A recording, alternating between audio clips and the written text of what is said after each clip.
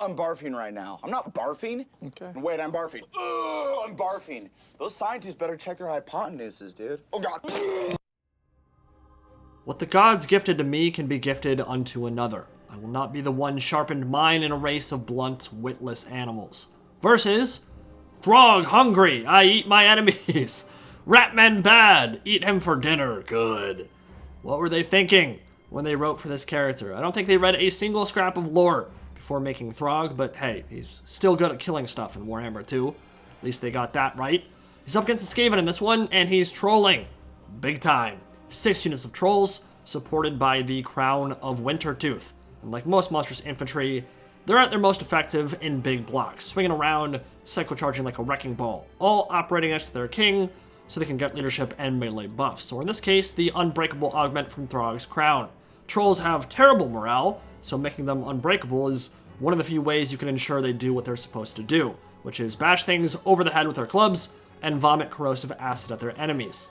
Ice Trolls are of course a bit better and a bit more expensive than the Norscan variant, imbued with frostbite and wielding great weapons, while we have a front line of Berserkers, which can blend their way through Skaven chaff faster than Grease's gold tooth at the buffet. Not a particularly balanced army here, all about aggression, no mage coming with this army either. Just wanted to make sure we had as much money as possible for the trolls. Across the plains of Kolchan come the Skaven of Clan Pestilens, led by 2 Eshin assassins. They have an incredibly important secret weapon to unleash in this battle. Assassin's Trophy is of course very nice, but I'm talking about Rival Hide Talisman. 40 melee attack, or rather minus 40 melee attack in a 40 meter radius for half a minute. That's a big deal, because trolls are naturally going to want to blob up around Throgg, and if you have 2 assassins with this item, you can keep them useless for a significant chunk of the battle. It's a really good counter pick, especially against Norsca. Behind them is Lord Skrolk, the Blind Pope of Plague, with Liber Bubonicus, Rod of Corruption, Vermintide, Wither, Blessed with Filth, and Pestilent Breath. Ton of ways for him to influence the battle. Still think he's probably the best Skaven Lord overall. And we have 2 Warp Lightning Cannons, Blight Scab's Plague Pack, and a nasty little ambush waiting at the edge of the map under the cover of the forest. So Skaven are shoved up right into the corner of the map here. And what they're going to try to do is bait the Norskins into getting overly aggressive, which they're going to have to do anyway because they're only melee infantry, essentially. No Marauder Cav, no skirmish options, no magic, and they'll have to cross under a withering salvo of Warp Lightning Cannon fire.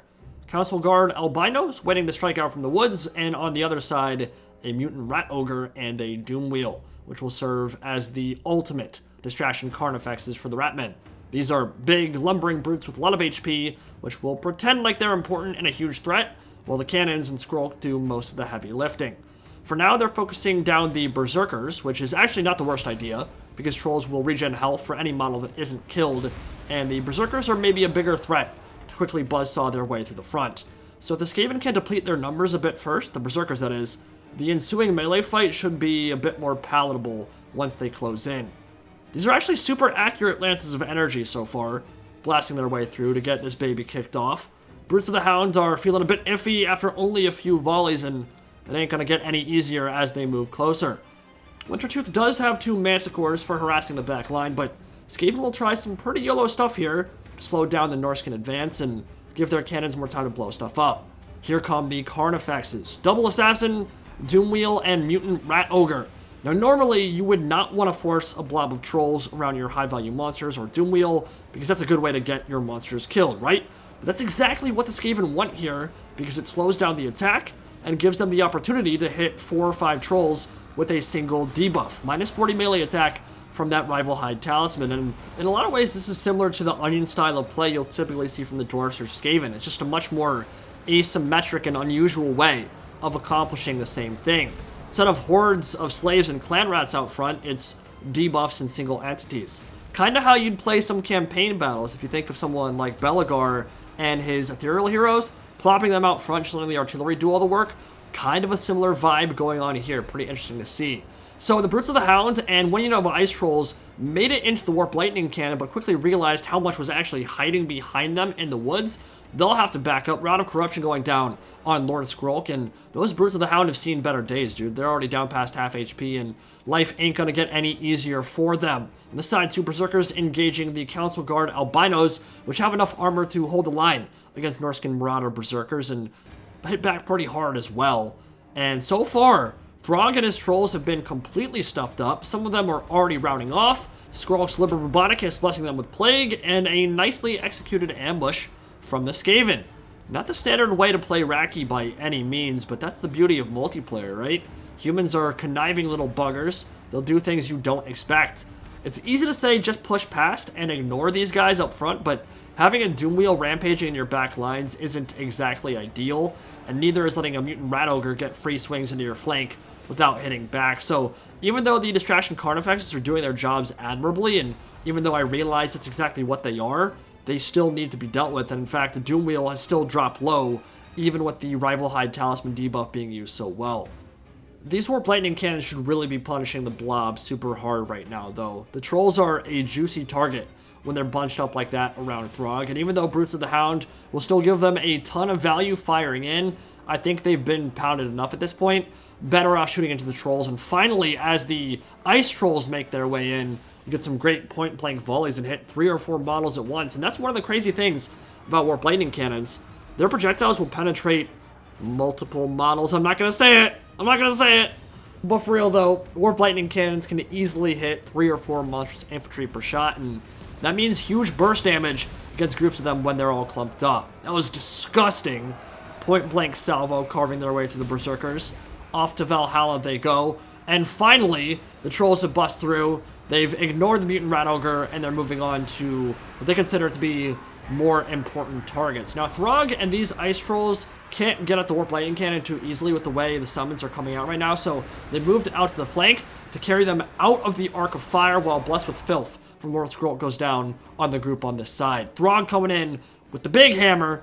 He knows how to give Ratman the bad touch. Troll Country isn't too far from Hell Pit and Throt the Unclean's domain, near Norsca and the Chaos Waste, and though I may not impart grand speeches or nuggets of knowledge onto the unwashed masses in Warhammer 2, he can still beat them into unrecognizable pulp, which he's quite good at doing in the lore.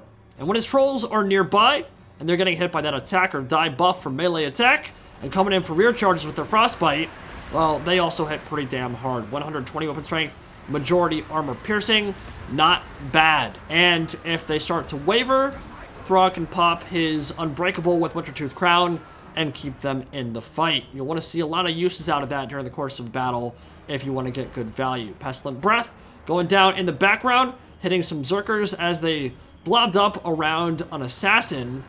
And here, Fight or Die, active. Leadership and melee attack. I guess I said attack or die. It's fight or die. Hope you guys have been keeping up with Naruto, because as an assassin, doing some flip kicks and decapitating people with his bare toesies. I love that animation. And this is exactly what you want to see out of your Warp Lightning Cannons. Gigantic burst damage. Like 6 trolls just died in 2 Warp Lightning Cannon lances. Amazing. Council Guard Storm Vermin, Unbreakable, still holding the line. Manticore in the rear, not going to be able to terror out them, not going to be able to do anything to them, really. Might get a few kills here or there, but it's rampaged and looks like it will rout soon. So, the Skaven have done a great job with the Berserkers and the monsters that are out on this side. Full unit of Trolls evaporated under a few salvos. Wither, minus 30 armor, another great AoE debuff to counter Throgg and his Trolls. Another Rod of Corruption around Lord Skrulk. And you can see that his Trolls are beginning to break off, and the balance of power has shifted in Clan Pestilens' favor. No man is an island unto himself, but Throgg is feeling especially lonely at the moment, and this is the age of the beast. Or maybe not if they all run off the map screaming and howling and calling for their mamas. Throgg needs to reunite with those Frost Trolls and think about a new way to engage. But to be fair, Pestilens is looking pretty thin over on that side too.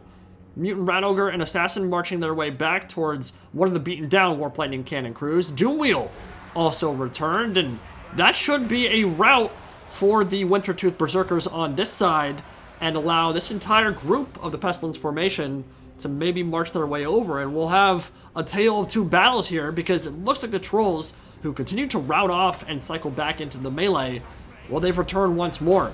And this is kind of what Trolls do. Terrible leadership means they will rout off multiple times throughout the course of a battle, but they will often return, and they can kind of lull your opponent into a false sense of security where they see the balance of power and say, oh, I've got this in the bag, and then 3 or 4 full units of Trolls come back after the regen kicks in, and, well, you've got a lot of HP to cut through still. Skrulk is in a bad situation at the moment.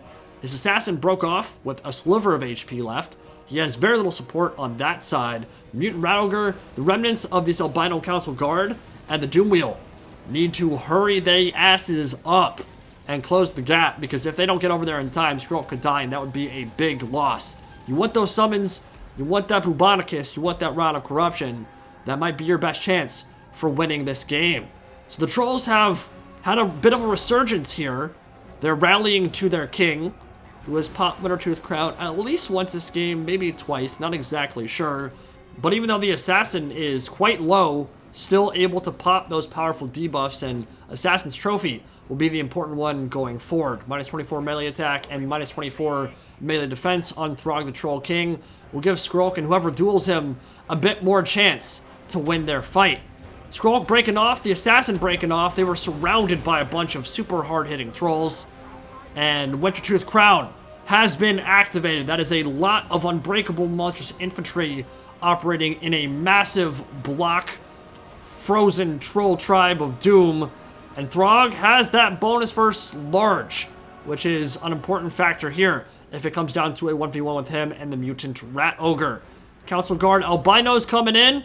There are 8 models remaining. Just kidding. No, they're not. They just evaporated. Imagine exploding because of corrosive troll vomit. Probably not the best way to die. Probably hurt quite a bit, actually. It was fast, though. That's gotta smell so bad. Oh, that's definitely not the best. But yeah, see you later, alligator. The Albino Guard are out of the picture after a gorgeous corrosive bile. And now the balance of power is swung heavily back in the favor of Wintertooth. And it's a question of whether these Trolls have broken off enough. Now, the general rule of thumb is if a unit routes 3 times, it will then shatter on the next one, I believe. A lot of these Trolls have routed at least twice so far. So if the leadership plummets any more, could be a 3rd or 4th route and then Shatter City for them.